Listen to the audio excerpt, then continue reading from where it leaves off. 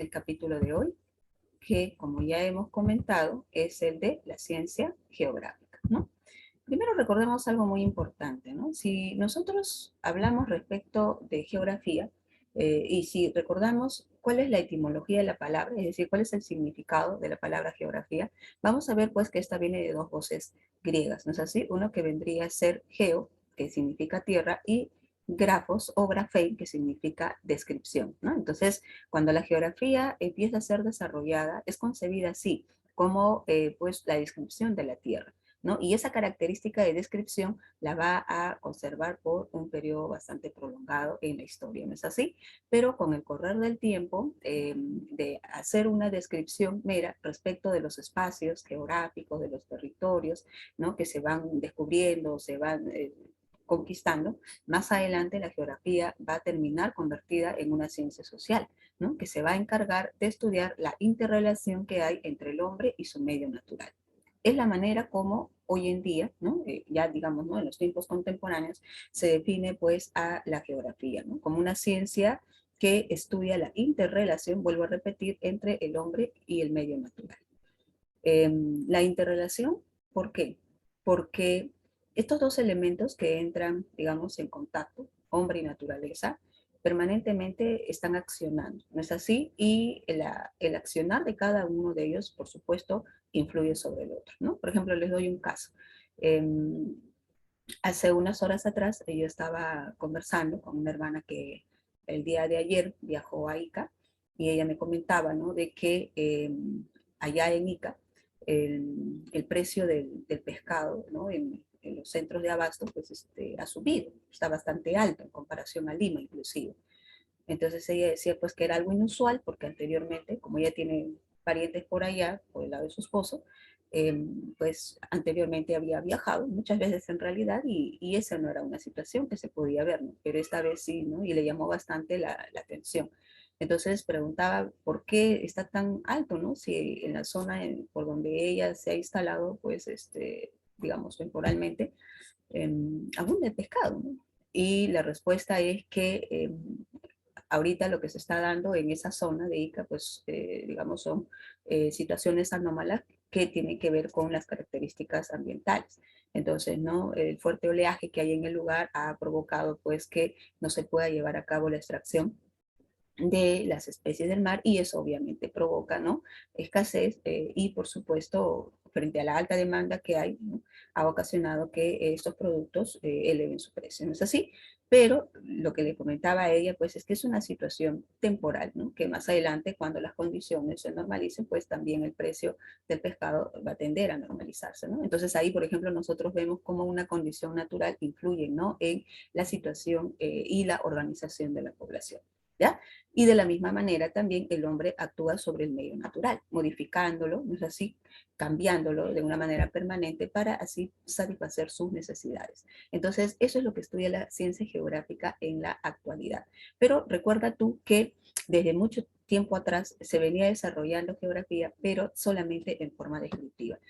Si nosotros, por ejemplo, nos preguntamos desde cuándo, ¿no? Se empiezan a hacer los primeros, digamos, estudios descriptivos de los espacios continentales y marítimos, por ejemplo, vamos a ver pues que las primeras representaciones cartográficas que se van a elaborar en la historia tienen más o menos una antigüedad de 5.000 años antes de Cristo, ¿no? Que correspondería a antiguas civilizaciones como por ejemplo habrían de ser aquellos que se asentaron en el Medio Oriente, ¿no? Pero ya quienes van a avanzar muchísimo en conocimiento respecto a el espacio geográfico, respecto a lo que vendría a ser incluso la medición de la circunferencia, el diámetro de la Tierra, habrían de ser los griegos, ¿no es así? Y es aquí en donde vamos a encontrar ya estudios mucho más complejos respecto del tema del planeta Tierra, ¿no? Y es ahí en donde vamos a encontrar a quien sería considerado como el padre de la geografía antigua. Estamos hablando en este caso de Hecateo de Mileto.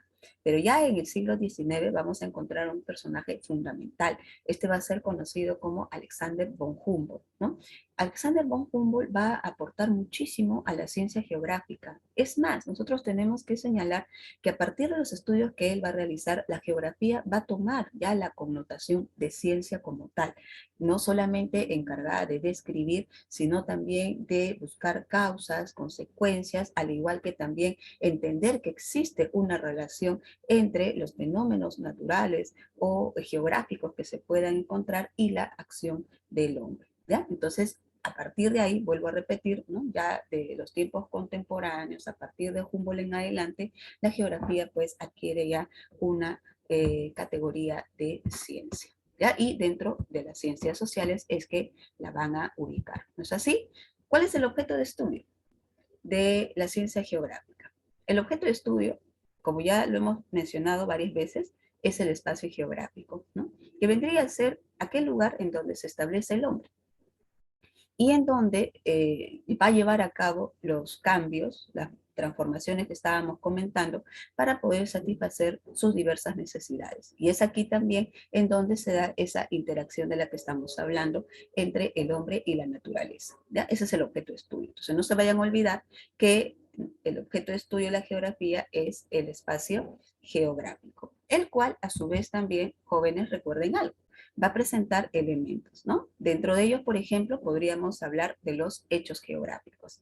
Los hechos geográficos hacen mención a aquellas obras desarrolladas tanto por el hombre como también por la naturaleza. Por ejemplo, obra de la naturaleza serían los ríos, las montañas, ¿no? Las cordilleras, al igual que ello podríamos hablar de mesetas, etcétera, etcétera. Y si hablamos de hechos geográficos desarrollados por el hombre, pues ahí podríamos hablar de centros en donde se desarrolla la actividad industrial, ¿no? Centros mineros, al igual que ellos, centros urbanos, etcétera. ¿Ya? Entonces, cada uno de estos dos elementos que forman parte, ¿no? De lo que sería el estudio de la geografía, pues acciona, ¿no es así? Tanto el hombre como la naturaleza, ¿ya? Y la creación de cada uno de ellos es conocido como hechos geográficos. También tenemos otro elemento importante que serían los fenómenos geográficos, ya que van a ser todos aquellos eventos generalmente desarrollados en un tiempo corto, pero de gran impacto, que muchas veces van a ocasionar que se produzcan cambios a nivel de lo que vendría a ser la superficie de la Tierra, ¿no? Dentro de ellos, por ejemplo, podemos hablar de terremotos, aluviones, huaicos, ¿no es así? Entre otros fenómenos más, como por ejemplo también podríamos ahí agregar al fenómeno del Niño. ¿Cuándo? Pregunto yo, a ver muchachos, y los voy a leer, cuando un fenómeno, ¿no? Por ejemplo, un fenómeno natural, geográfico, como los que estamos mencionando, se convierte en desastre natural. A ver, recuerden, ¿cuándo nosotros podemos decir que un fenómeno natural como un terremoto se convierte en desastre natural? ¿Qué tendría que ocurrir para que un fenómeno sea luego tomado como un desastre natural? Claro, muy bien, Diego, ¿no? Cuando este afecta a la población, ¿no es verdad? Entonces, no es lo mismo hablar de fenómenos naturales y de desastres naturales, ¿no? El desastre natural ya hace mención del impacto que tiene el fenómeno natural sobre la población. ¿No es así? Es más, los fenómenos naturales han existido pues desde siempre, ¿no? Desde que la Tierra se va configurando como tal.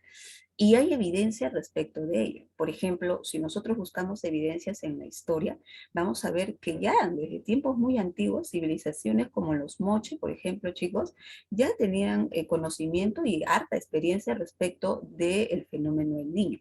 Por esa misma razón, se dice que las grandes construcciones que ellos llevaban a cabo, ¿no? Como sus centros administrativos, religiosos, no los colocaban pues a orillas de los ríos, sino principalmente en las zonas altas, para que de esa manera se evitara que fueran afectados en caso de que se provocara pues a consecuencia de lluvias torrenciales, ¿no? Generados por el fenómeno del Niño, pues una inundación, por ejemplo, ¿no? Entonces, imagínense ustedes, ¿no? La sabiduría ancestral permitía pues que estas organizaciones humanas, digamos, manejaran de mejor forma pues el impacto que podría tener un fenómeno natural.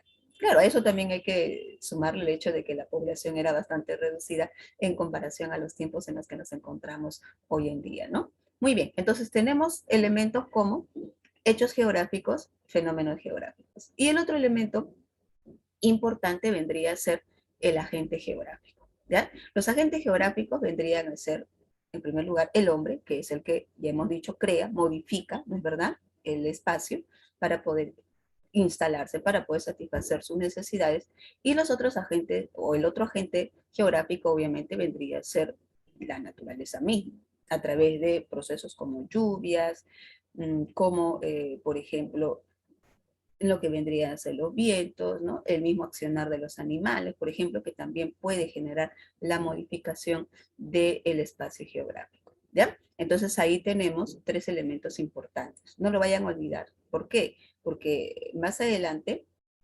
cuando nosotros hablemos de los principios geográficos, vamos a hacer mención de estos elementos, ¿ya? Muy bien. ¿Con qué características podemos identificar al espacio geográfico? Bueno, como ya sabemos, el espacio geográfico, hemos dicho, es el lugar en donde se establece el hombre, ¿no? Y en donde se va a desarrollar la interacción entre este y la naturaleza.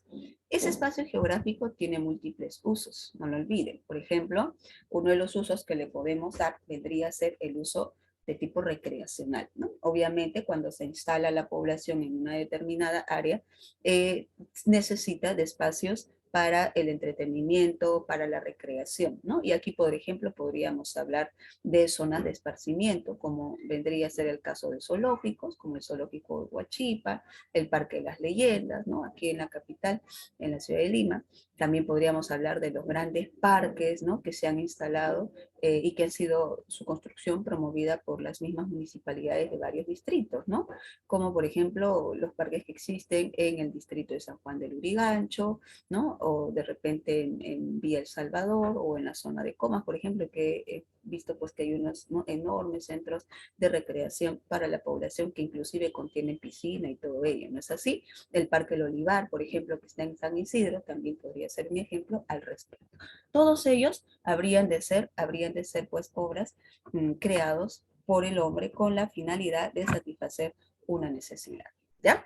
A ver, pregunto yo, ¿qué otro uso más le podemos dar a lo que sería el espacio geográfico? Ahí, miren, podemos también hablar del uso agrícola, ¿no? Ya que también se requiere de áreas para poder producir sus alimentos, ¿no es así? Entonces ahí tenemos, por ejemplo, a los diferentes valles, como el valle de Jequetepeque, ¿no es así? El valle de Chicama, Moche, Virú, ¿no? El Valle de la Leche, ¿no?, entre otros más. El Valle del Mantaro, por ejemplo, que son lugares en donde se lleva a cabo la producción de los alimentos de primera necesidad, pero también algunos de ellos, pues, como el caso sobre todo de los valles costeros, son productos que están destinados sobre todo a la exportación, ¿no es verdad?, a los grandes mercados que hay en continentes como el continente europeo y el continente asiático. ¿Ya? Muy bien, entonces ahí tenemos el uso agrícola, el uso militar. Se necesita espacios también en donde se pueden llevar a cabo prácticas militares, por ejemplo, ¿no?, se hace en la zona de Ancón. También tenemos otro uso que vendría a ser el de uso comercial, con la finalidad pues de poder vender, comprar una serie de productos, ¿no? Por ejemplo, ahí podríamos hablar de grandes centros comerciales, ¿no?, como por ejemplo pues el Mall de Santa Anita, el Mall del Sur, Mega Plaza, ¿no?, entre otros más. Uso residencial, bueno, donde nosotros nos instalamos, ¿no?, para poder definitivamente pues organizarnos, ¿no?, como por ejemplo las diversas urbanizaciones, asentamientos humanos, ¿no?, pueblos jóvenes, etcétera, que existen en el entorno de la ciudad, ¿no? Y también podemos hablar del uso industrial, ¿no?, que puede permitir pues que ese espacio eh, sirva para llevar a cabo la transformación de la materia prima en productos procesados. ¿No es así? Por ejemplo, aquí podríamos hablar de la refinería de Conchán. ¿En qué lugar de Lima, jóvenes, a ver, cultura general, en qué lugar de Lima se ubica la refinería de Conchán? A ver si me escriben. A ver, muchachos, ¿has visitado alguna vez la refinería de Conchán? Está en Lima, ¿no es verdad? Pero ¿en qué sector de Lima? ¿En qué parte de la provincia de Lima? La refinería de Conchán, al igual que la Pampilla, ¿no? Muy bien, Mau, está en Lurín, muy bien. ¿Y la refinería de la Pampilla, en dónde se encuentra? La refinería de la Pampilla se encuentra en el distrito de Ventanilla. ¿no es verdad? Son dos lugares en donde se lleva a cabo pues el refinamiento, ahí su mismo nombre lo dice, del petróleo, ¿no? Que proviene desde la región oriental de nuestro país principalmente, ¿no? Bueno, esta es desplazada hacia sectores como la costa norte, en el caso de la refinería de Talara, y también a sectores como el caso de Lima, ¿ya? Entonces aquí tenemos nosotros que hay espacios dentro de la misma ciudad de Lima en donde se ha instalado pues centros donde se procesa el recurso, ¿no es así? Profesora, pero tú preguntarás, pero las fábricas no deberían estar cercanas a la población, ¿no es así? Por qué se han instalado cerca, ¿no? de los centros urbanos? Bueno, en realidad eso no fue así, ¿no? Lo primero que se instaló, si quisiéramos hablar, ¿no? de ello, fueron los centros, en este caso de procesamiento, es decir, las fábricas, ¿no? Las refinerías fueron las primeras en ser instaladas. Pero con el tiempo, como la población fue creciendo en la capital, la población terminó estableciéndose en el entorno, ¿no? Y eso que generó, obviamente, pues un problema que hasta hoy en día sigue siendo debatido. O sea, ¿quién tiene la responsabilidad? ¿No? ¿Y quién se tiene que retirar? ¿No? Obviamente la población va a decir que se retire la fábrica, ¿no? ¿Por qué? Porque está contaminando, ¿no? a la población. Pero lo real es que las fábricas fueron instaladas mucho antes de que la población llegara. Ha pasado eso en todos los entornos de Lima, ¿no? Ahora, lo cierto es que ya desde hace varios años se viene construyendo aquí en Lima, en la zona de Huachipa, no sé si tú conoces al respecto, un gran centro en donde se van a concentrar las principales, digamos, fábricas que hay en la capital, ¿no? Es decir, es un centro fabril gigantesco en donde hay todo un sistema subterráneo para el tratamiento del agua que van a utilizar obviamente en su proceso de producción, ¿no? ¿Para qué? Para de esa manera evitar la contaminación.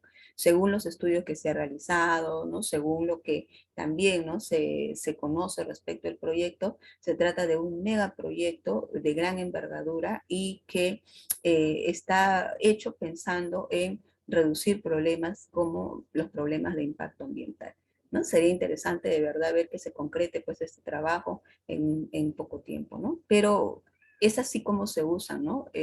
Las áreas que forman parte del espacio geográfico, ¿ya? Entonces, recordemos esto, chicos, ¿ah? ¿Por qué les estoy comentando esto? Porque ha sido pregunta de examen de admisión, ¿no? En San Marcos se han planteado preguntas respecto de la definición, incluyendo, miren, a la definición de geografía, el objeto de estudio, los elementos del espacio geográfico también han sido temas de los exámenes de admisión, ¿ya?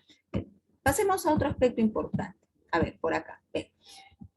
Aquí nosotros vamos a ver cómo es que fue evolucionando la geografía, ¿no? A través del tiempo. Como ya habíamos comentado, en la Edad Antigua, la geografía era exclusivamente de carácter descriptivo, es decir, cualitativo, ¿ya? Y en ese tiempo no se consideraba pues a la geografía como una ciencia, ¿no? Sino era una mera descripción de territorios. Había muchos tratados respecto de territorios, de zonas, porque recuerden ustedes que la Edad Antigua es la edad en la que se desarrollaron las sociedades esclavistas. Entonces, las guerras expansionistas, la conquista de territorios, era de tema de todos los días, ¿no es verdad? Y es por eso que en base a esos procesos que te estoy comentando, es que se desarrollaban informes que permitían tener conocimiento claro respecto de aquellas áreas que le pertenecían a los reyes. Entonces, es así como toman el interés, ¿no? de saber respecto de la longitud de los ríos, respecto de la extensión de los límites, por ejemplo, de los territorios, y de esa manera van a dar inicio a lo que vendría a ser pues el estudio de la geografía. ¿Ya?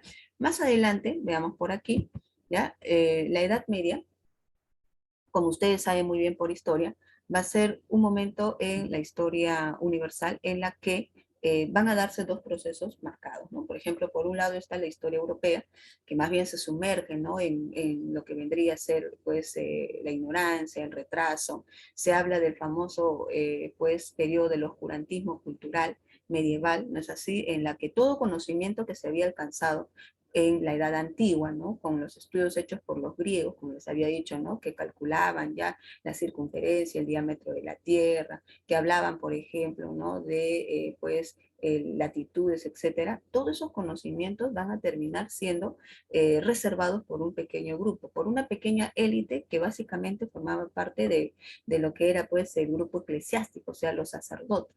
Pero la gran mayoría de la población europea se sumergió más bien en la ignorancia. Incluso los mismos señores feudales que podían tener enormes extensiones de tierra, pero a veces ni siquiera sabían leer y escribir, ¿no es verdad? Si por un lado eso pasaba en Europa, por el otro lado vemos nosotros que en la región de Asia, específicamente en las zonas del Medio Oriente, el conocimiento pues estaba avanzando de una manera bastante fuerte, ¿no? ¿Y eso por qué razón? Bueno, no por influencia de el desarrollo de otras civilizaciones cercanas, como vendría a ser, por ejemplo, pues el antiguo Imperio Romano de Oriente, también conocido como el Imperio Bizantino, heredero, digamos así, de lo que fue la tradición griega y romana, ¿no? Entonces, en la Edad Media, vamos a ver que la geografía se sigue todavía desarrollando en forma descriptiva, ¿no? Pero es en esta edad en la que van a aparecer los tratados de los árabes. Los árabes, recuerden ustedes por historia, fueron los grandes comerciantes de la Edad Media. Ellos manejaron las famosas rutas como la ruta de la seda y la ruta de las especias, ¿no es verdad? Entonces, en base a esos larguísimos viajes que llevaban a cabo, que podían partir de Japón, pasando por China, India, ¿no? Hasta acercarse a lo que vendría a ser, pues, los límites con respecto de Europa, es que van a llevar a cabo una serie de estudios, de tratados, ¿no? Que van a permitir incluso representar, ¿no? A través de mapas lo que habría de ser la Tierra según, ¿no? El conocimiento que ellos tenían, ¿no? Por ejemplo, uno de los que habría de destacar vendría a ser pues Al-Idrisi, ¿no? Aquí está este personaje, ¿no? Que habría de hacer una, digamos, descripción y un reconocimiento respecto de lo que sería supuestamente la Tierra en ese tiempo, según, ¿no? Los viajes que había llevado a cabo. Igual Bartolomé Pareto también, que va a llevar a cabo, ¿no? Una serie de representaciones cartográficas de los tiempos en el que se vive, ¿no? Luego tenemos aquí a la edad moderna, ¿ya? Que va a ser, miren, aquel momento en la que todavía la geografía va a seguir siendo descriptiva, pero poco a poco aquí la geografía va a ir adquiriendo un carácter científico. O sea, la geografía sigue siendo considerada, ¿no? Como descriptiva, pero poco a poco se adentra la investigación científica, ¿no? Empieza a indagarse sobre causas, procesos, consecuencias, ¿no? Respecto de hechos y fenómenos geográficos. Aquí, por ejemplo, van a aparecer personajes importantes como Nicolás Copérnico, como el mismo Kepler, por ejemplo, que va a desarrollar las famosas leyes, ¿no?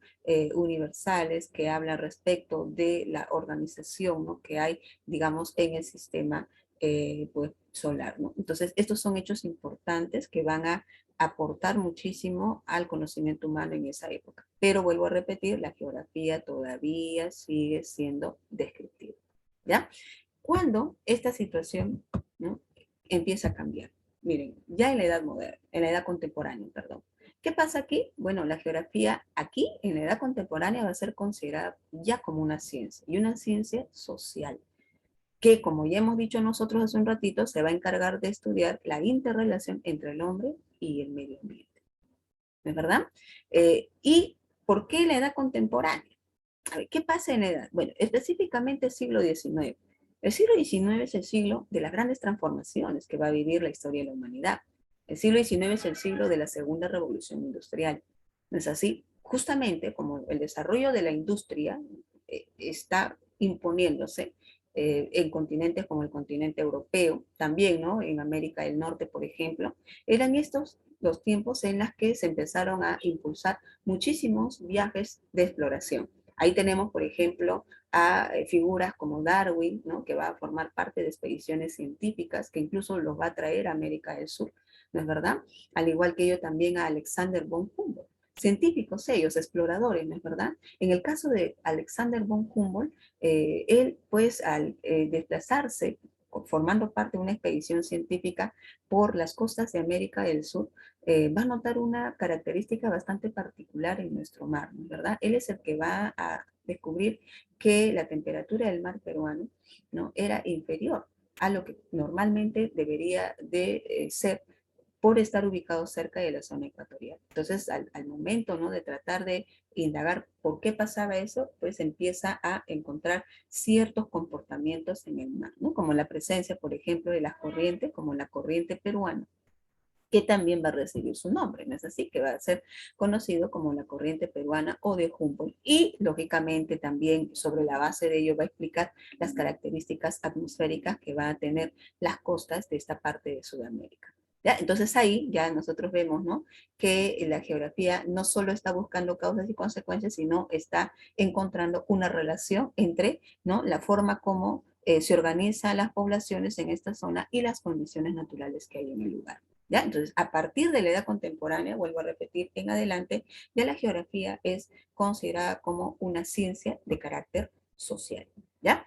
Pero, profesora, y respecto de lo que estamos hablando sobre espacio geográfico, yo tengo una pregunta, ¿no? Dirás tú, ¿cuáles serían los límites del espacio geográfico? Bueno, aquí nosotros, miren, tenemos lo que vendrían a ser los límites del espacio geográfico. ¿Ya? Por ejemplo, tenemos que a nivel de atmósfera, el límite vendría a ser la troposfera. A ver, ¿quién me dice qué características tiene la troposfera? A ver, la troposfera es la primera capa de la atmósfera, ¿no es verdad? Ustedes saben que la atmósfera, que es la masa gaseosa que envuelve la Tierra, se va a caracterizar porque va a presentar varias capas, ¿no es así? La primera es la troposfera. La segunda capa, ¿cómo se llama? ¿Recuerdan, chicos? ¿Cuál es la segunda capa de la atmósfera?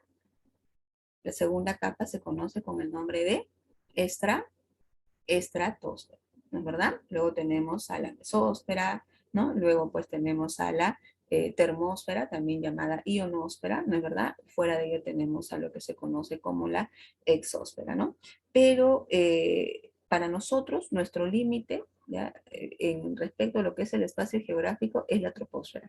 ¿Por qué? Porque la troposfera es la capa de la atmósfera que se va a caracterizar porque ella es la que es más densa, la que va a reunir pues las condiciones adecuadas para el desarrollo de la vida, como es el caso de la presencia de oxígeno, ¿no?, al igual que de hidrógeno, ¿no?, y otros gases como por ejemplo los gases de efecto invernadero, que son importantes para poder de esa manera regular la temperatura ambiental. ¿Ya? Entonces, a nivel de atmósfera, el límite de nuestro espacio geográfico sería la troposfera, en donde también obviamente se hace posible el vuelo de aves, ¿no?, los vuelos comerciales, por ejemplo, también, ¿ya?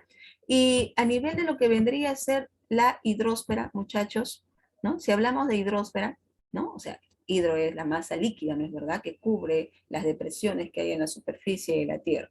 A nivel de hidrósfera, ¿dónde encontraríamos nosotros el límite del espacio geográfico? Ahí estaríamos hablando de lo que sería el zócalo continental, que es la primera parte, ¿no?, de la estructura del relieve submarino. ¿Ya? A ese sector del zócalo continental también se le conoce con el nombre de la zona fótica.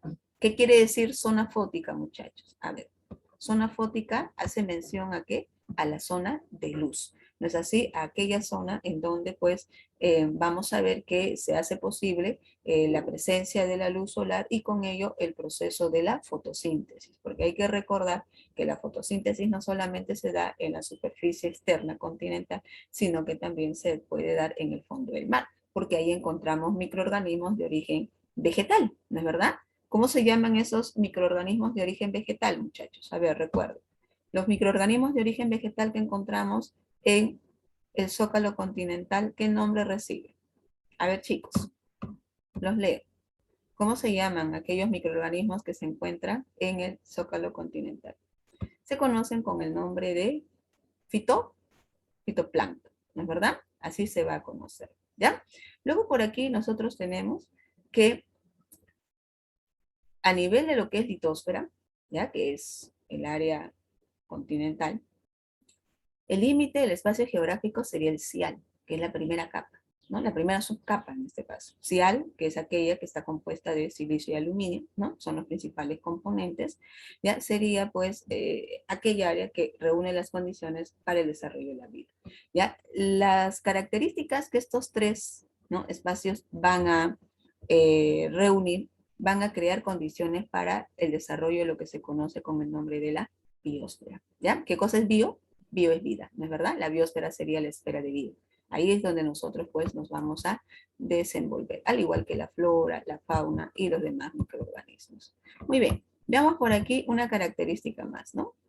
Vamos a ver por aquí el enfoque que se le va a dar a la geografía como ciencia ya pues, ¿no?, en tiempos contemporáneos, ¿no? Por ejemplo, hoy en día destaca, ¿no?, lo que es el enfoque sistémico, ¿no?, ¿verdad? En la que se considera pues que el sistema geográfico es una totalidad, ¿no? Es la totalidad que involucra todos los elementos que hemos comentado, que interactúan, ¿no? Y que en función a esa interacción se permite pues el desarrollo de la vida, ¿ya? Ahí entonces cuando nosotros hablamos de troposfera, hablamos, ¿no?, de zona fótica, hablamos de lo que vendría a ser cial, hablamos de flora y fauna, etcétera, debemos entender que todos estos elementos están interconectados, ¿no es así? Y toda esa característica hace pues referencia a lo que se conoce como un geosistema, ¿ya?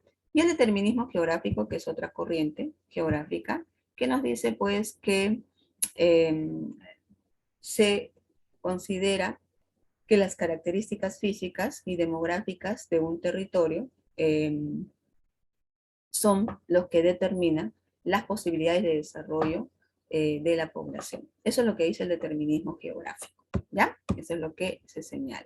Ahí vamos por aquí. Eh, ya, vamos a hacer eso. En el caso de lo que estábamos hablando hace un ratito, ahí está, miren, lo que estamos viendo en esta parte es lo que corresponde a las dos corrientes, ¿no?, de la geografía como ciencia, ¿no es verdad? Una de las primeras que habla respecto de lo que vendría a ser el determinismo geográfico, de nada, Anthony, y la otra que vendría a ser pues el enfoque sistémico, ¿ya? El enfoque sistémico nos habla de un todo, ¿no es verdad? De la totalidad, de todos los elementos que forman parte del espacio geográfico y que están interconectados, ¿no? Hombre, naturaleza, ¿no es verdad? Como habíamos dicho, troposfera, etcétera, etcétera. ¿Ya? En el caso del determinismo geográfico, que es lo que estamos viendo por acá, que es una corriente un poco más antigua, nos hace mención de que las sociedades se han desarrollado en función a las condiciones que ha presentado el espacio geográfico. Es decir, ¿no?, que si es posible el desarrollo de una sociedad, esto es debido pues a que de repente, ¿no?, el suelo ha sido bueno o muy cerca se han encontrado ríos, lo cual ha determinado su gran desarrollo. Ejemplo, ¿no? Antiguamente se decía que en el norte de África, rodeado de desiertos, se desarrolló la gran civilización egipcia. Bueno, y eso es cierto, ¿no? Tú, por ejemplo, ubicas a Egipto, vas a ver que en los entornos hay desiertos, como el desierto de Libia, Nubia, etc., ¿no? Y nos dice que gracias a la existencia del río Nilo, ¿no?, gracias a ese río, se desarrolló a orillas de este río la gran civilización egipcia. Si no hubiera existido el río, difícilmente hubiera podido desarrollarse ahí una gran civilización. Eso es lo que podría decir el determinismo geográfico. Y lo mismo, ¿no?, con las otras civilizaciones. Pero hay que tener en cuenta algo, ¿no?, de que siempre no ha sido así. Por ejemplo, en el caso del Perú, si nosotros hablamos de civilizaciones antiguas en el Perú, como los Nazca, tú por historia debes saber que los nazcas se desarrollaron en suelos áridos, ¿no es verdad? En suelos, pues, desérticos, pero lograron impulsar ahí, ¿no?, una sociedad de avanzada. ¿Y gracias a qué? Bueno, que las contradicciones hicieron que ellos desarrollaran, ¿no?, técnicas para sobrevivir, como por ejemplo, se dieron cuenta que había agua debajo del suelo y construyeron canales subterráneos, ¿no?, con la cual desarrollaron pues su vida, al igual que actividades básicas como la agricultura, ¿no es verdad? Entonces por eso es importante mencionar eso, ¿ya? A ver, ¿cómo se divide la geografía? Vean por acá, la geografía se divide en dos, geografía general y geografía regional. En la geografía general vamos a encontrar aquí a la geografía física y a la geografía humana, ¿ok? Por ejemplo, dentro de la geografía física, vamos a mencionar a la geomorfología, a la climatología, la hidrografía, la biogeografía, por ejemplo, que básicamente estudia, ¿no?, todo lo que tiene que ver con suelos, climas, ríos, mares, ¿no?, al igual que también, pues, la composición biológica que hay en la Tierra, ¿no? Y la geografía humana, que hace mención ya al hombre, ¿no?, y al comportamiento y a la organización humana. Por ejemplo, ustedes recordarán que en el curso de geografía se hace estudios sobre demografía, ¿no es verdad? Vamos a hablar sobre población peruana y población mundial. Se hace también estudios sobre actividades económicas, ¿no es así? Eso sería la geografía económica, ¿no? Igualmente se hace estudios sobre geografía política, ¿no? Por ejemplo, dentro de geografía política, la ubicación tanto geográfica como geoestratégica que tiene nuestro país. ¿No es así? Ahí podríamos hablar de temas como la globalización, ¿no? Ustedes, por ejemplo, han escuchado hace poquito hablar acerca de la crisis de los contenedores. ¿Han oído hablar de eso, muchachos? A ver si me comentan. ¿Saben qué es la crisis de los contenedores? ¿Sí? ¿Han oído hablar? Miren, ese es un tema que ahorita se está tocando, ¿ya? Y sería bastante interesante que ustedes lo puedan revisar, ¿ya? A ver si de repente lo dejamos como tarea para que lo puedan revisar, muchachos. No, no, no, dice Silvia, Cristian también dice, no, profesora, no sé de qué se trata.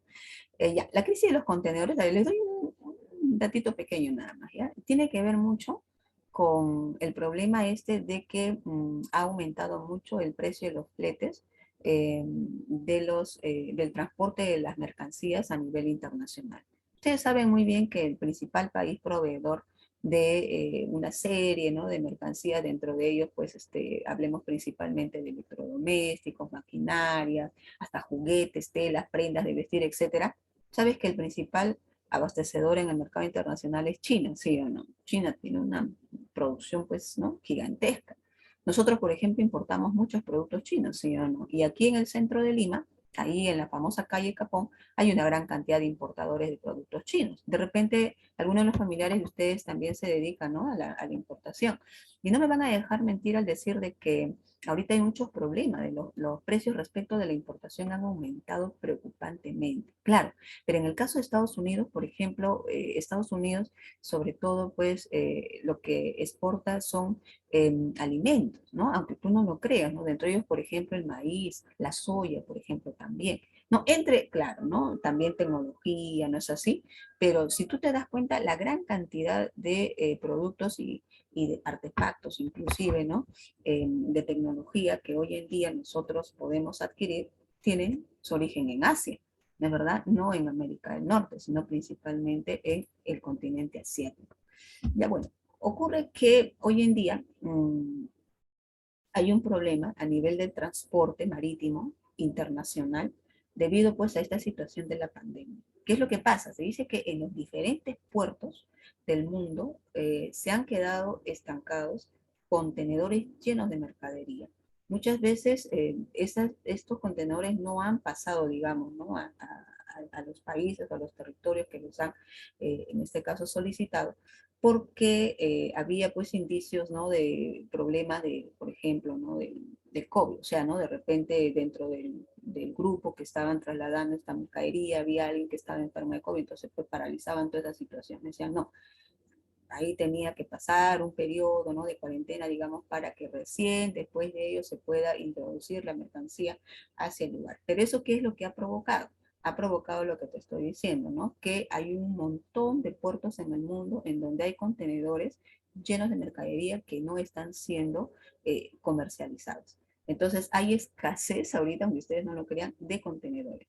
Y eso está provocando de que el precio de estos contenedores suba exorbitantemente. Y con ello el transporte del producto. Que si antes, por ejemplo, ¿no?, digamos, ¿no?, trasladar un solo contenedor lleno de mercadería, costaba, pues, $2,000 aproximadamente. Ahora su precio puede superar los $7,000. Entonces, imagínense ustedes que si el flete está subiendo, ¿no es así? Eso implica también el alza de todos los precios, ¿no?, de la mercancía que se está importando. Y eso no solo es en Perú, es a nivel internacional, ¿ya? A eso se le conoce como la crisis de los contenedores, ¿ya? Y eso está afectando a toda la economía, incluyendo a nuestros bolsillos directamente. ¿Ya? Entonces, me gustaría de verdad que ustedes puedan averiguar un poquito más al respecto, ¿ya? Y eso forma parte, como te digo, del tema de la globalización, que viene a desarrollarse dentro, por ejemplo, de geografía económica y también de geografía política, ¿ya? Que es algo que nosotros vamos a trabajar, ¿correcto? En el caso de la geografía regional, aquí lo que se hace es estudiar las características geográficas de un área en particular, ¿no? Por ejemplo, podría ser geografía del Perú, ¿no? O geografía de Chile, etcétera, ¿ya? Eh, Ahí está.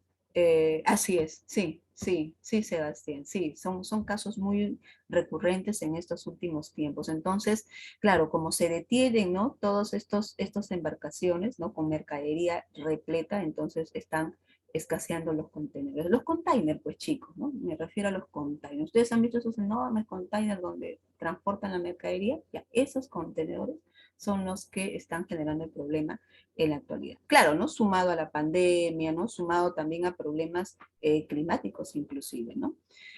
Bien, veamos por aquí entonces otros aspectos importantes de lo que concierne pues a nuestro curso, ¿no? ¿Cuál es la importancia de la geografía?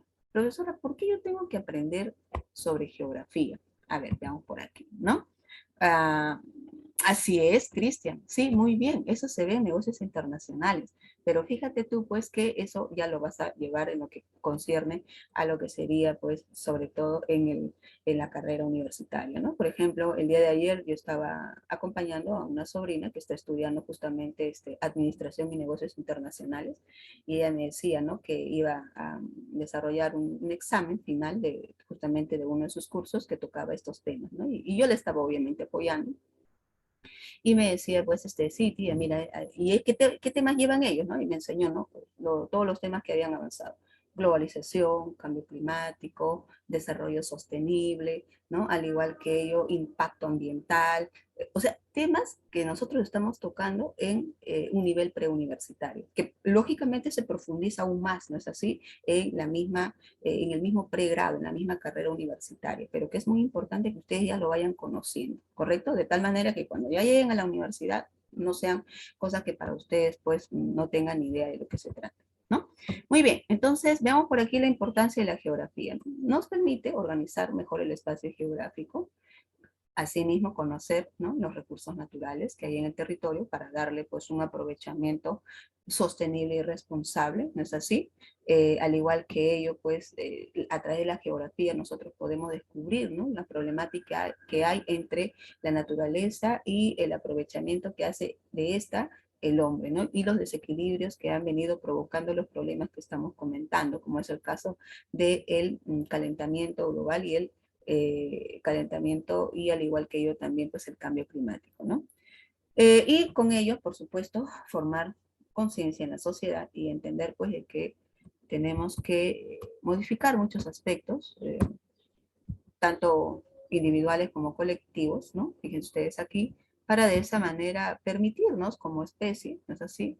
Seguir manteniéndonos dentro de este planeta, ¿no es así? Porque al paso que vamos, definitivamente lo que va a ocurrir es pues que las condiciones adecuadas para la vida se van a ir, digamos, pues agotando y con ello el ser humano también como especie, ¿no? Muy bien, ahí está la importancia de la geografía.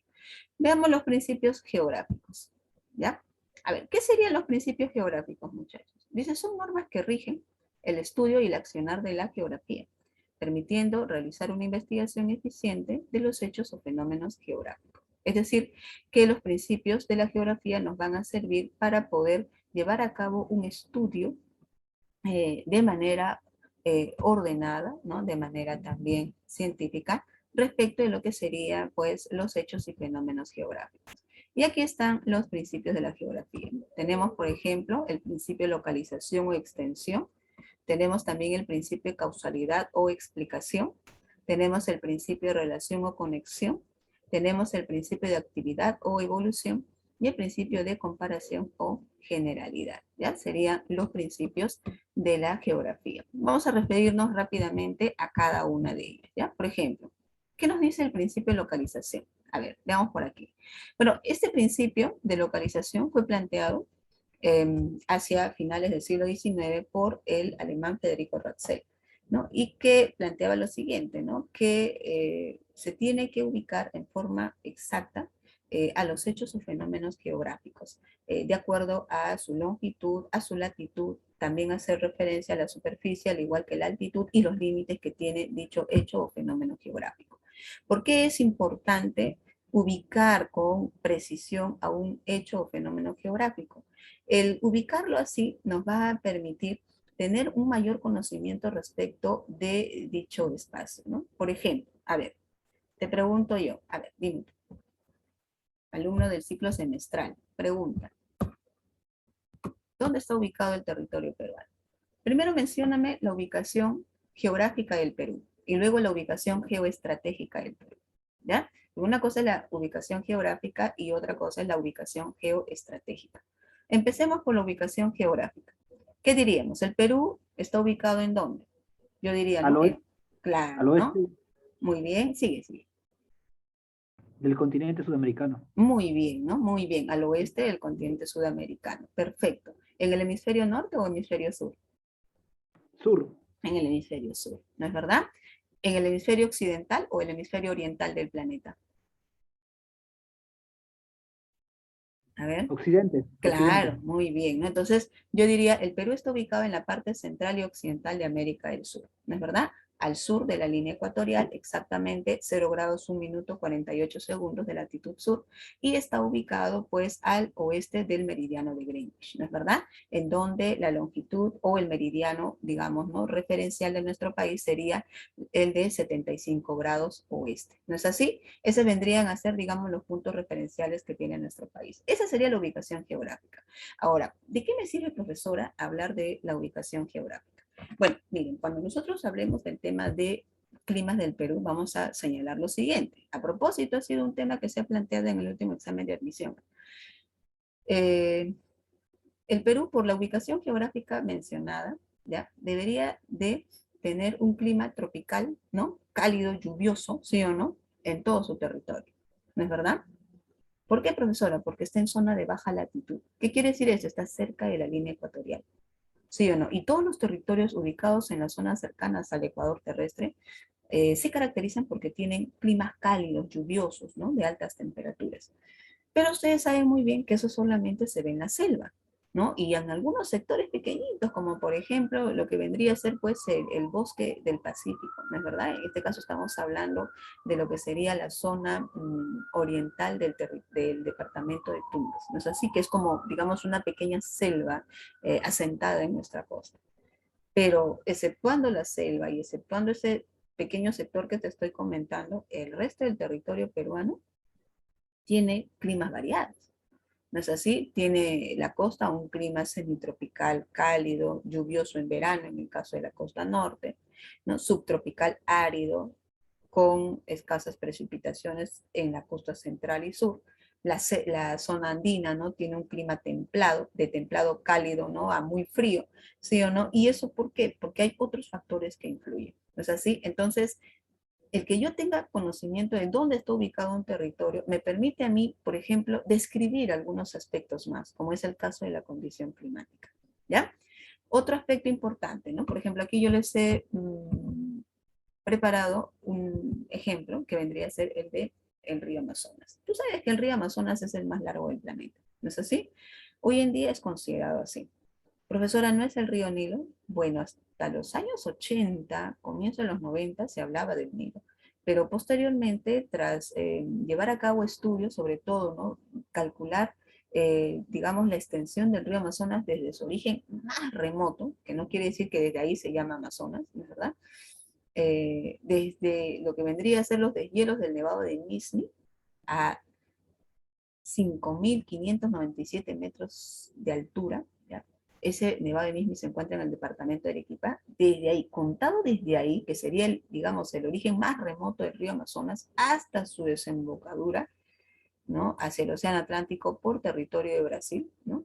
En donde, ahí donde desemboca, inclusive forma, ¿no? Una isla fluvial, que es la más grande, se dice, en la zona llamada la isla de Marajó, ¿ya? De un tramo a otro pues el río Amazonas es sumamente extenso, alcanzando casi los 7.000 kilómetros de longitud. Imagínense ustedes. Y no solo eso, sino que también forma la cuenca más grande del planeta.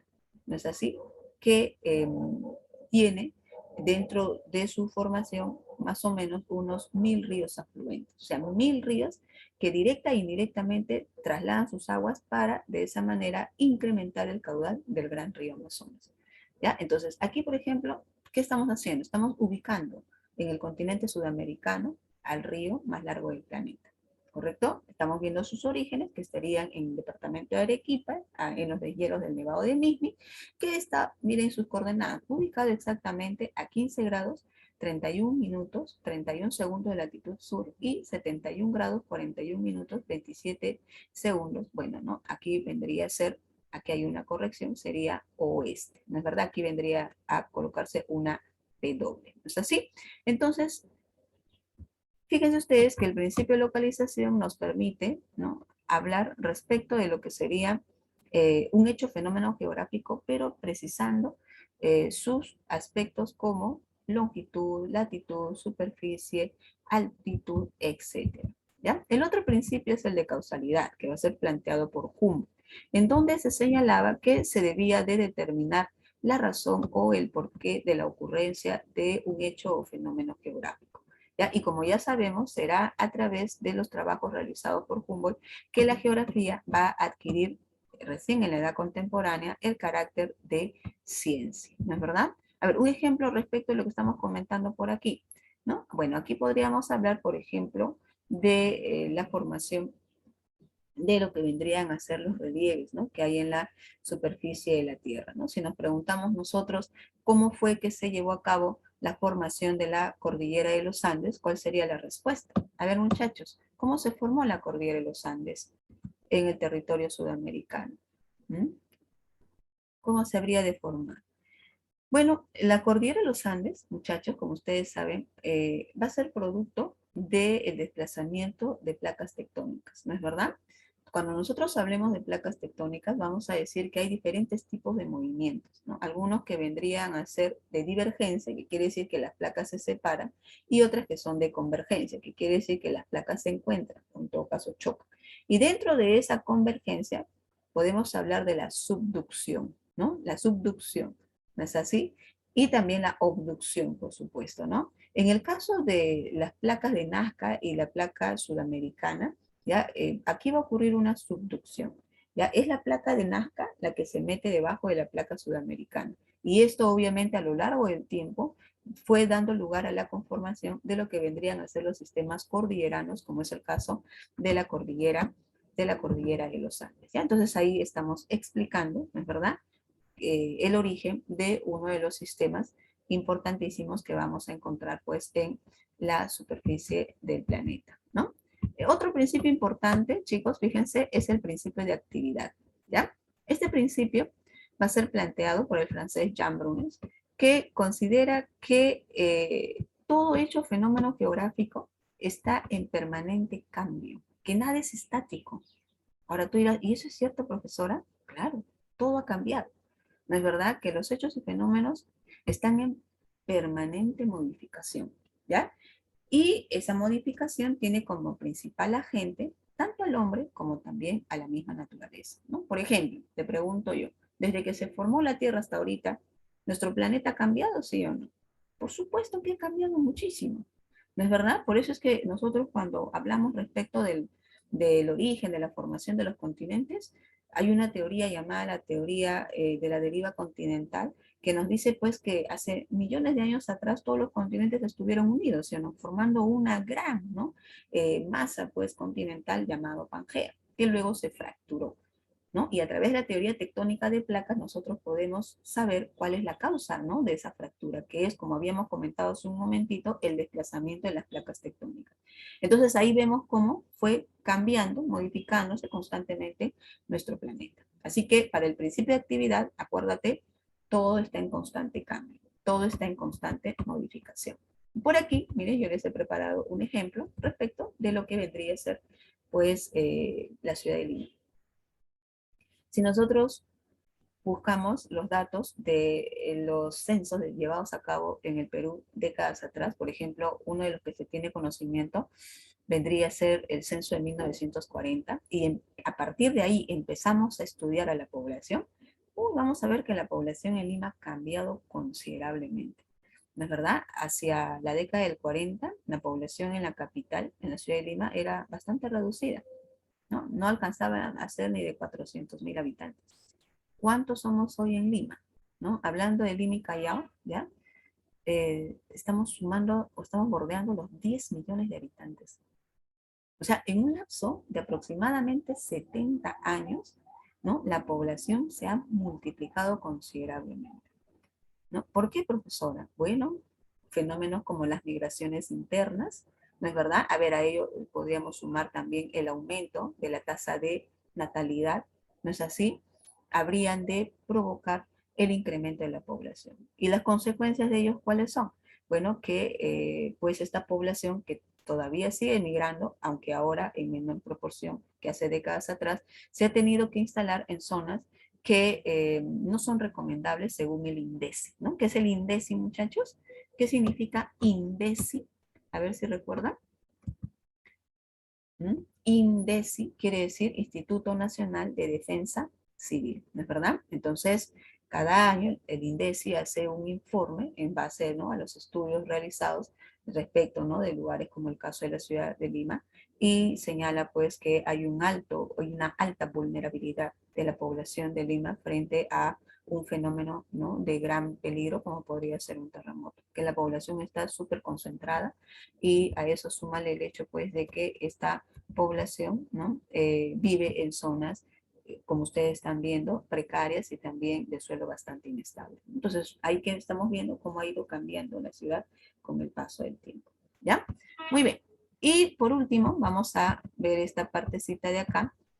Aquí vamos a hablar respecto del principio de relación o conexión. ¿Ya? Bueno, vamos a hablar de esta, en donde nos dicen que, bueno, va a ser propuesta igualmente por el francés Jean Brunet, y sostiene pues que todos los hechos o fenómenos geográficos están íntimamente relacionados, ¿ya? Y que deben ser estudiados de esa manera, teniendo en cuenta sus múltiples conexiones y su interdependencia, ¿ya? Por ejemplo, ¿no? Aquí podríamos hablar, ¿no? ¿Qué relación existe entre la corriente de Humboldt con las condiciones climáticas de la costa central y sur del Perú? Que fue algo que nosotros habíamos comentado un poquito más, ¿no?, temprano. A ver, ¿cuál sería la relación entre la corriente de Humboldt y las condiciones climáticas de la costa central y sur? Bueno, a ver, en invierno se percibe mucho más, ¿no?, esa influencia. Nosotros tenemos inviernos que han llegado este año a temperaturas de 15 hasta 14 grados, ¿no es verdad? En el Callao se han sentido temperaturas de hasta 13 grados, nos dicen. Pero si los comparamos, por ejemplo, con el frío del interior del país, aquí hace menos frío, ¿sí o no? En teoría. Profesora, pero se han sentido días muy fríos en Lima, dirás tú, ¿no? ¿No? De un frío como que si calara, ¿no?, a los huesos. ¿Por qué? Porque hay una alta humedad. ¿No es verdad? La humedad en nuestra capital satura el ambiente. Puede llegar a 100%, ¿no es así? ¿Y eso qué tiene que ver con la corriente Humboldt? Es que la corriente Humboldt es una corriente fría, y por ser fría impide que se lleve a cabo la evaporación de las aguas de nuestro mar, y por ende que se formen enormes nubes como las que hay en la selva, que luego puedan precipitarse sobre la superficie continental. Más bien lo que ocurre es que debido a esa baja temperatura se van a formar unas nubes alargadas, de poca altura, de poco ancho, que cubren nuestro cielo permanentemente durante la temporada de invierno, unas nubes grisáceas, no sé si tú las has visto, que se conocen como las nubes estratos. Y estas nubes estratos producen un fenómeno conocido como inversión térmica, ¿no? ¿Qué quiere decir eso? Que las nubes impiden el paso de los rayos solares. Los rayos solares deberían de directamente avanzar hasta donde estamos nosotros y calentar la superficie terrestre. No es así, pero ¿qué sucede? Que en su desplazamiento encuentran a las nubes estratos y estas se convierten en una barrera. Por esa misma razón, ¿no? Nosotros podemos tener, por ejemplo, 17 grados, 18 grados de temperatura en invierno, pero sentimos frío porque nuestro cielo está cubierto de nubes, ¿no es verdad? Estas nubes estratos que te digo, y los rayos del sol no pueden, pues, calentar el área en donde nos encontramos. ¿No es así? Pero te has dado cuenta tú que cuando el cielo se despeja un poco, ¿no? Las nubes se abren, los rayos entran y empiezas a sentir calor en invierno. Claro, o sea, esa situación que te estoy comentando tiene que ver, pues, con el impacto que genera la corriente peruana o de Humboldt en nuestro clima de la costa. ¿Ya? Entonces ahí que vemos, ¿no? Que hay dos fenómenos o hechos, uno que sería la corriente, ¿no? Peruana, la otra que vendría a ser las condiciones climáticas de Lima que están relacionadas, ¿ya? Que están conectadas. Y con ello también, pues, ¿no? El accionar de la población, ¿ya? Muy bien, entonces, miren muchachos, vamos a parar un momento aquí y vamos a presentar, ya voy a dejar de presentar esto de aquí, vamos a dejar de presentar este material para pasar a desarrollar algunas preguntas del libro, ¿ya? Ustedes tienen este material, ¿no? ¿Me confirman, chicos? ¿Sí? ¿Se les ha compartido este material? Supongo que Sí, sí, ¿sí? Muy bien, gracias, gracias por confirmar. Bien, entonces vamos a desarrollar algunas preguntas, ¿ya? Que tienen que ver con lo que nosotros hemos avanzado. ¿Ya? Acá dice, problemas propuestos, ¿no? Dice, a ver, pregunta número 1. A ver, ¿han trabajado las preguntas, chicos, por su cuenta? ¿Han revisado el material? A ver, de repente algunos sí lo ha leído, ¿no es verdad? A ver, vamos a trabajar juntos, ¿ya? A ver, aquí hay respuestas, me parece, ¿no?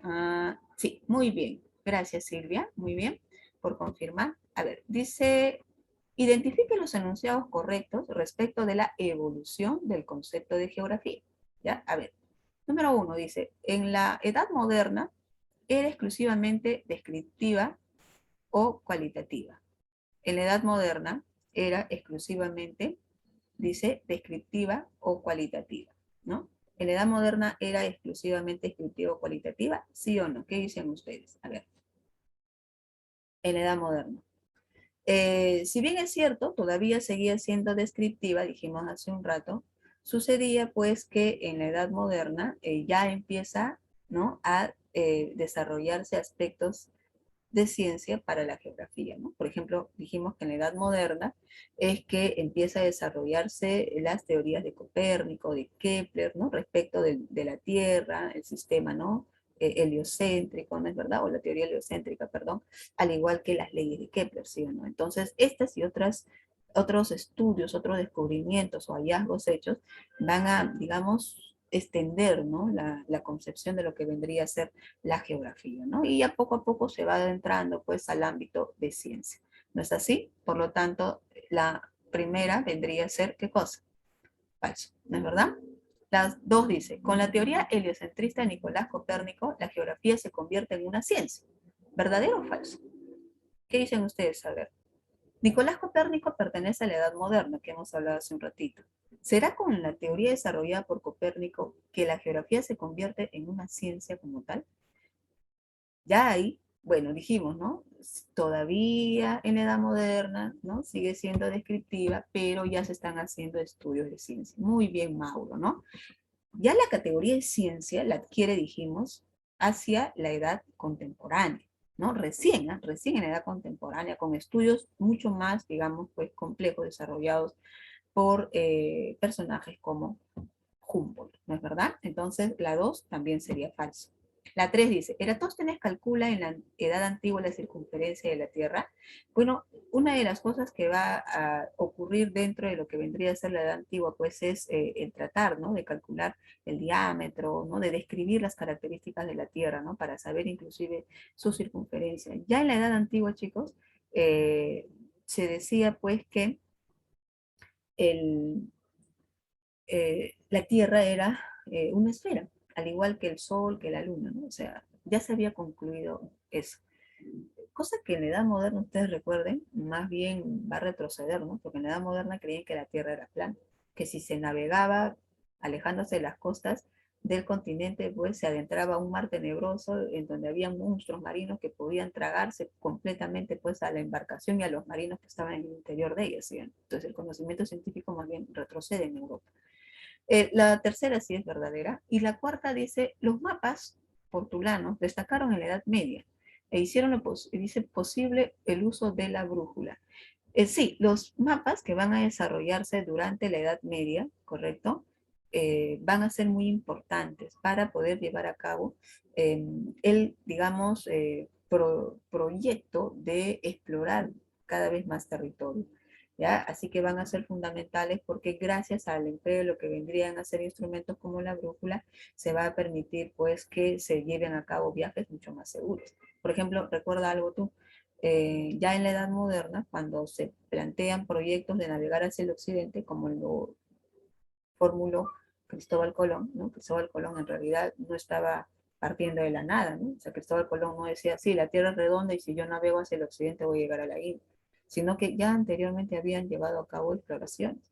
Y Colón, que era un navegante muy pequeño, tenía conocimiento al respecto. Entonces, por eso es que también se suma la idea, ¿no? De explorar, de navegar hacia el occidente porque sabía que existían islas, territorios, ¿no? Que podrían llevarlo, claro, supuestamente hacia la región de la India. Y eso es, digamos, ¿no? Esa propuesta de Colón parte del hecho de que sí existían, pues, mapas que se habían elaborado con anterioridad a su propuesta de viajar hacia el occidente. Por lo tanto, la pregunta aquí, a ver, vamos a marcarlo, ¿ya? ¿Dónde está? Este de acá es. Vamos a usar este. Para la pregunta 1 habría de ser 3, 3 y 4. ¿Ya? Esa sería la respuesta. Muy bien. La 2, a ver, chicos. Dice, la posición de los continentes afecta el recorrido de las corrientes oceánicas, lo cual ha influido en la migración de las especies, generando una variación de sus respectivos nichos ecológicos. De acuerdo con lo descrito, podemos afirmar que, a ver, chicos, aquí en la pregunta 2 nos están haciendo referencia a los principios geográficos. ¿Me puedes decir tú cuál de los principios geográficos se ha utilizado para poder describir el enunciado de la pregunta 2?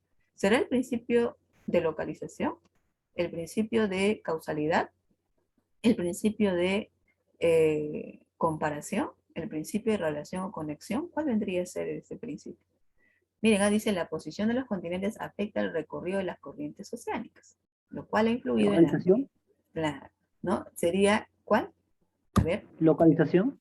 Podría ser el de localización, ¿ya? Acá Sebastián dice el de causalidad. Pero acuérdate tú que para que sea la localización tiene que hacerse mención de ubicaciones en cuanto a latitud, longitud, altitud, superficie, ¿no? Acuérdate de eso, ¿ya? Entonces, causalidad podría ser, ¿no es verdad? Claro, porque me dice aquí, la posición de los continentes afecta el recorrido de las corrientes oceánicas, ¿no? Causa-efecto, ¿sí o no? Pero luego dice, lo cual ha influido en la migración de las especies, ¿no? Generando una variación en sus respectivos nichos, ecológicos. ¿Ya? Entonces, aquí, por ejemplo, sí vemos que se emplea el principio de causalidad, pero también el de relación o conexión que habíamos estado explicando al final, ¿correcto? ¿Por qué? ¿No? En ese principio de relación dice dos hechos o fenómenos geográficos, dos o más hechos o fenómenos geográficos están interconectados, ¿no? Puede ocurrir que uno termine influyendo sobre otro. Entonces, cuando me dice lo cual ha influido, pues ya me está hablando de relación, ¿correcto? Entonces, me dice a mí, dice, de acuerdo a lo descrito, podemos afirmar que, a ver, la C dicen por aquí, otros dicen la B. A ver, A, ¿la atmósfera es el principal subsistema que condiciona a los demás? Bueno, en lo que yo acabo de leer no se habla de la atmósfera, ¿no es verdad? Más bien me están hablando de qué? De el área, ¿no? En este caso, continental y oceánica, ¿no es así? 2 dice, el análisis del texto corresponde al enfoque cualitativo de la geografía, descriptivo, esto ya no es descripción, ¿no? Aquí me está entablando pues una serie de causas y efectos, ¿no es verdad? La B no podría ser, ¿ya? Lo cualitativo, acuérdate, tú tiene que ver con la descripción, ¿ya? Y eso no se ve acá, ¿no? Acá me dice que la posición de los continentes afecta a las corrientes marinas, lo cual influye sobre la migración de especies, ¿no es verdad? Lo cual a su vez genera variación en los respectivos nichos, ¿correcto? La C dice, los subsistemas de nuestro planeta interactúan unos con otros, ¿ya? Las entidades bióticas influyen en la disposición de los continentes. No, eso no dice en el enunciado, ¿no? Muy bien, por lo tanto, muy bien chicos, muy bien, la respuesta a la pregunta 2 habría de ser la C, ¿no? Fácil, ¿no es verdad? Muy bien, veamos ahora la parte 3. Ya. En la tercera pregunta ya nos están haciendo mención a las líneas imaginarias, ¿correcto? Para eso, muchachos, miren, vamos a trabajar. Ahora tenemos un poquito de tiempo, no se preocupen. Hemos empezado un poquito tarde, ¿no? Bueno, hubo aquí Sí, ya, un ratito, Anthony. No te preocupes, Anthony, porque lo que yo voy a hacer es compartir el material, ¿ya? Así que de repente dicen, no, es que no llegué a hacer captura de pantalla, ¿no? Respecto de una parte, no se preocupen. Ya yo les comparto el material, terminando nada más la clase, inmediatamente se los comparto. Y también les voy a compartir videos para que ustedes puedan complementar la clase. Les comento rápidamente, yo tengo un canal de YouTube en donde modestamente he bajado pues información justamente para apoyar a los chicos de nivel preuniversitario. Tengo ahí temas respecto de geografía, diversos temas de geografía en realidad, ¿ya? Y también pues hay temas sobre historia. Entonces, si ustedes desean, ¿no? Yo les voy a compartir algunos de estos videos para que puedan complementar la clase de hoy, ¿no? ¿Cómo Y se llama? pues, bueno, todavía no le pongo nombre, simplemente me buscan con mi nombre, ¿ya? Carmen Rosa Ramos Rivera, si lo van a poder encontrar, pero no se preocupen, yo les voy a compartir 1 o 2 videos sobre el tema que estamos haciendo para que ustedes entren y de repente, ¿no? Puedan revisar pues otros videos más, ¿ya? Y también ahí he grabado videos sobre clases completas de recursos naturales y desarrollo sostenible, sobre cambio climático, por ejemplo, entre otros temas más, ¿ya? Muy bien, chicos. A ver, claro, también el principio de actividad. Ya, sí, eso también es correcto. ¿Ya? A ver, me dicen si esto de aquí se puede visualizar. ¿Sí, chicos? A ver. Sí, se ve, Mir. Ya, muy bien, gracias, gracias. Muy bien, chicos. Entonces, la segunda parte que tenemos que trabajar, ya les he dicho, ya no se preocupen en el caso de que nosotros no podamos terminar, ¿no? Vamos pues, to- tocar todavía esto la próxima semana porque tenemos también la segunda parte de líneas geodésicas, ¿ya? Vamos a hablar acerca de las líneas y los círculos imaginarios, también conocidos como líneas geodésicas, ¿no? Profesora, ¿de qué vamos a hablar? Bueno, vamos a hablar de los paralelos, los meridianos, ¿no es verdad? Eh, y vamos a empezar, miren, con lo siguiente, ¿ya? Si nosotros nos preguntamos qué son las líneas y los círculos imaginarios, vamos a decir que son trazos, como su nombre mismo lo dice, imaginarios, que pueden ser lineales, semicirculares, circulares, que tienen por finalidad ubicar y establecer, miren, lugares en la superficie de la Tierra con exactitud o con bastante precisión. ¿Correcto? Ahora, dentro de esos círculos y líneas imaginarias, vamos a encontrar, por ejemplo, al ecuador terrestre, vamos a encontrar a los trópicos, vamos a encontrar los círculos polares, al igual que ello vamos a encontrar los meridianos y también al eje de la Tierra, ¿ya? Bueno, se dice que en la antigüedad habría de ser Eratóstenes, ya en el siglo III a.C., quien habría de proponer por primera vez, miren, un sistema de longitudes y latitudes en un mapa, ¿no? Para que de esa manera pueda ubicar de forma más precisa un punto sobre la superficie. Imagínense desde cuándo viene, ¿no? Todo esto que estamos estudiando, ¿no? Por eso les decía hace un ratito que si bien es cierto, en la antigüedad la geografía era meramente descriptiva, cualitativa, pasaba pues de que sí se habían logrado ciertos avances, ¿no? Como los alcanzados por los griegos, ¿no? Y como ese caso de Eratóstenes que estamos mencionando, ¿ya? Y veamos por aquí, miren, cuáles vendrían a ser las principales líneas y círculos imaginarios. Bueno, uno de los que vamos a mencionar vendría a ser el eje de la Tierra. El eje terrestre, ¿ya? También llamado eje polar, así también se le llama. ¿Ya? ¿Por qué se le llama eje polar? Porque en los extremos de este eje es que vamos a encontrar al polo norte, ¿no es verdad? Y al polo sur. ¿Ya? Se va a caracterizar, ¿por qué? Porque es una línea imaginaria, ¿no? Alrededor del cual, sabes tú muy bien, va a girar la Tierra, ¿no es verdad? Sí, Cristian, hay que revisar estos temas, ¿ya? Dice que dentro de lo que vendría a ser el eje de la Tierra, vamos a encontrar pues que sobre la base de ella se establecen los dos polos del planeta, como ya hemos dicho, ¿ya? Uno que vendría a ser el polo norte y el polo sur. ¿Saben lo que pasa, chicos? A ver, aquí me están preguntando, ¿no? Si es que viene o no viene en el examen de admisión. Lo que sucede, muchachos, es que yo debo conocer estos temas para que más adelante, por ejemplo, cuando me adentre a tocar temas como vendría a ser geografía política, ¿ya? Del Perú, o cuando, por ejemplo, hable de climas, como hace un rato les estaba comentando, para hablar de climas, para hablar de geografía política, para hablar, por ejemplo, de lo que vendría a ser incluso relieves, yo debo tener conocimiento de lo que es altitud, lo que es longitud, lo que es latitud, ¿correcto? ¿Por qué? Si yo no tengo, por ejemplo, ni idea de lo que significa latitud, pues no voy a poder entender, ¿no? Completamente, digamos, ese tema, ¿no? Si no tengo idea, claro, así es, ¿no? Si no tengo idea de lo que es longitud, entonces tampoco voy a poder hablar de lo que vendría a ser el cambio horario, ¿sí o no? Entonces, por eso es muy importante conocerlo. Ya es que, profesora, ya no viene. Bueno, hay muchos temas en realidad que, digamos, no aparecen, ¿no? Dentro de lo que vendría a ser en los prospectos. Pero vuelvo a repetir, ¿ya? En geografía todos los temas están relacionados. Entonces, si yo no conozco esto, más adelante cuando entre a desarrollar otros capítulos más grandes, ¿no? Por ejemplo, cuando yo te hable de lo que vendrían a ser biomas del mundo, te voy a decir, ¿no? Estos biomas están ubicados en zona de latitudes medias. Estos biomas están ubicados en zonas de baja latitud. Y te voy a decir, ¿qué es eso? ¿No es verdad? Entonces, por eso es muy importante que nosotros aprendamos respecto de líneas y círculos imaginarios. ¿Correcto? Y por si acaso, en San Marcos, en el último examen ha venido un tema respecto de este capítulo que estamos tocando. ¿Ya? La próxima semana se lo voy a mostrar.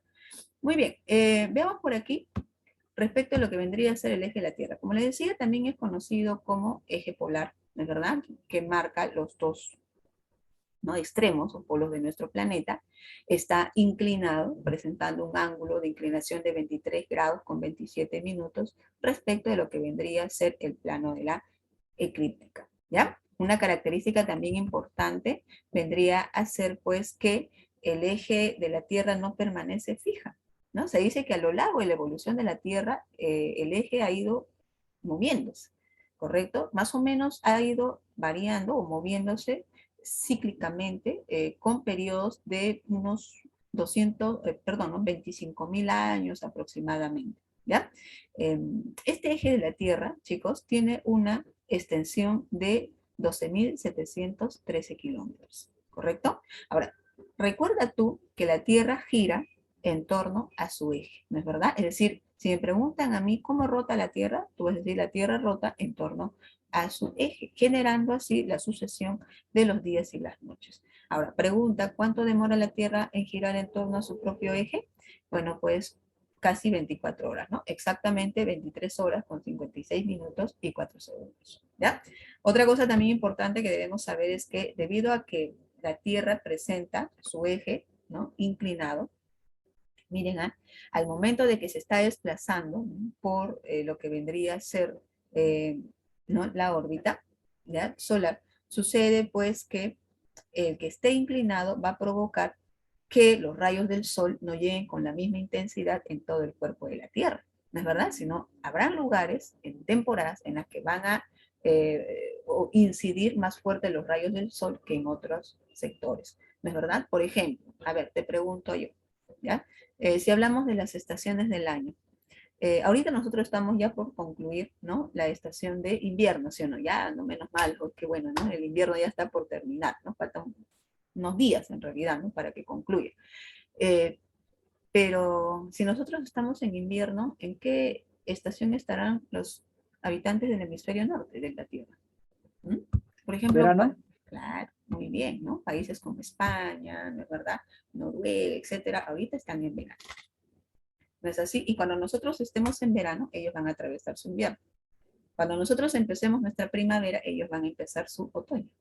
¿No es verdad? ¿Y por qué ocurre el fenómeno de las 4 estaciones, profesora? ¿No? por la Porque hay, inclinación de la Tierra, claro, ¿no? En primer lugar, porque la Tierra se está trasladando en torno al Sol. Pero tienes que relacionar la traslación de la Tierra más que la inclinación del eje de la Tierra.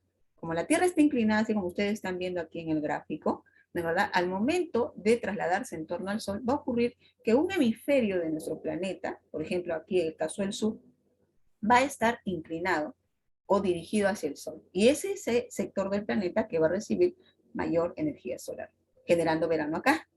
El otro, ¿no?, por otra parte, el otro hemisferio, que es el norte, está tirado hacia atrás. Entonces recibe menos energía del Sol. Por lo tanto, por aquí ocurrirá el invierno.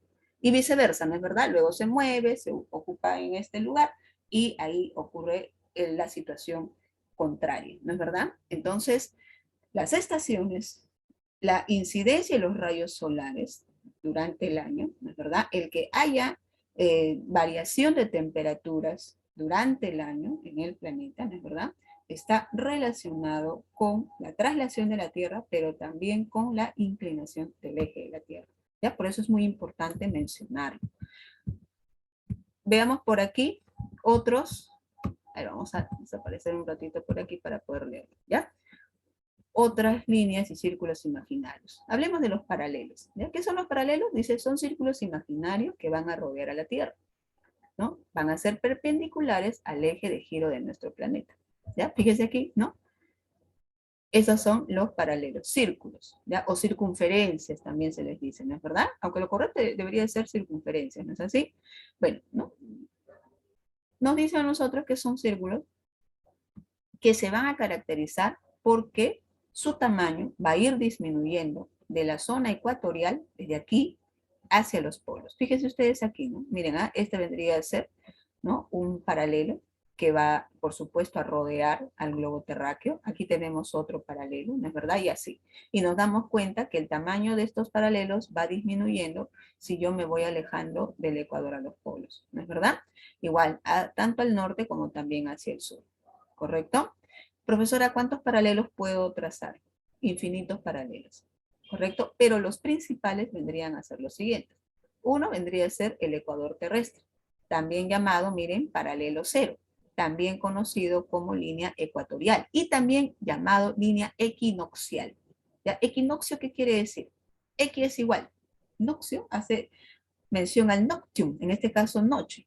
El equinoccio es un periodo del año en el cual los rayos del sol van a caracterizarse por lo siguiente, ¿no? Van a incidir hacia la parte central de la Tierra y van a provocar que la duración tanto del día como la noche sean iguales. Es decir, que el día dure 12 horas y la noche dure 12 horas. ¿Correcto? Por eso le dicen equinoccio, igual duración de día y de noche. ¿Ya? ¿Eso dónde se da? A nivel de la región ecuatorial del planeta. Por eso se le conoce como la línea equinoccial. ¿Ya? Igualmente, una característica importante es que cuando nosotros hablamos del ecuador terrestre, estamos hablando del paralelo principal, ¿ya? Y de referencia para determinar las medidas de latitud, ¿ya? Aquí estaría la línea ecuatorial. ¿Por qué es importante la línea ecuatorial, muchachos? A ver. Ya. Equinoccio es el nombre que se le da a una condición importante que vamos a encontrar en nuestro planeta. X quiere decir igual, noctium quiere decir noche, ¿ya? Igual duración, en este caso, del día y la noche. Si te preguntaran a ti en qué parte del planeta el día y la noche duran igual, ¿ya? En tiempo me refiero, ¿no? Tienen la misma duración de ¿En el horas. Ecuador? Claro, la respuesta sería en la zona ecuatorial. ¿Por qué? ¿Por qué ahí? Porque los rayos del sol inciden, ¿no? Pues Perpendicularmente. claro, perpendicularmente dentro de lo que vendría a ser la región ecuatorial. ¿No es así? Entonces, a esa zona, por eso se le conoce como la línea equinoccial. ¿Ya? Muy bien. El Ecuador, les decía, divide la Tierra en dos hemisferios, que vendrían a ser el hemisferio norte y el otro que vendría a ser el hemisferio sur. A ello también sumémosle lo que vendrían a ser los trópicos, ¿ya? Como el trópico de Cáncer y el trópico de Capricornio. ¿Ya? ¿Que los trópicos qué serían? Paralelos, menores al Ecuador, ¿no es verdad? O sea, tienen menor tamaño, que están ubicados, miren, a 23 grados con 25